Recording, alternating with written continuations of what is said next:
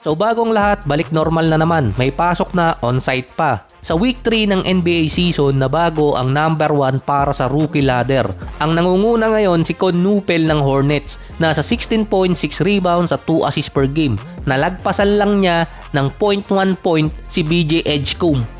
Halos parehas lang sila ng average, parang biglang napagod. Sayang nga lang top 4 pa rin si Dylan Harper kaso injured. Ang top 3 naman si Cedric Coward at si Cooper Flagg nasa number 5.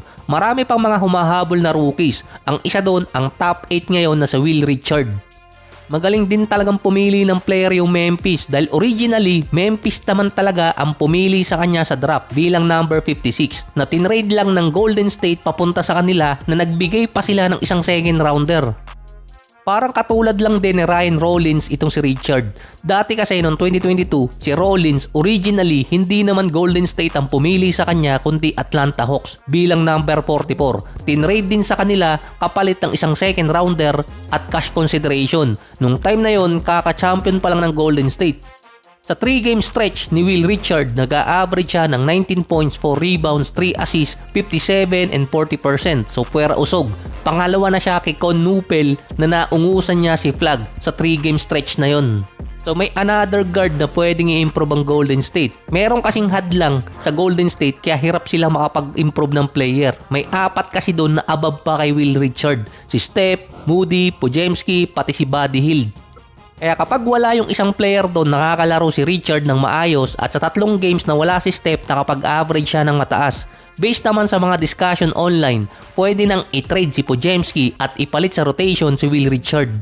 So hindi kasi malaman kung struggling ba si Podziemski o hanggang doon na lang talaga ang laro niya. Gusto pa naman niyang pumalit kay Steph bilang franchise player. Uunahan pa si Kuminga. Meron si Podziemski na 12 points, 4 rebounds, 3 assists, 45 and 34% sa loob ng 29 minutes. Di hamak na mas mataas ang kanyang usage rate kumpara kay Richard.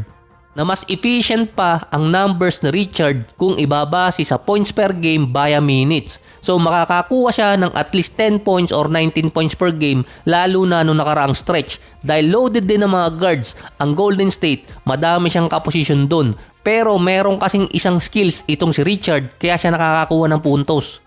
So marami na talagang guards ang dumaan dito sa Golden State. Parang si Jordan Poole pa lang yung talagang todong nag-improve sa kanila. Yung iba naman kasi nung lumipat doon talaga tumaas ang game. Ang advantage kasi ni Richard, magaling siyang kumat.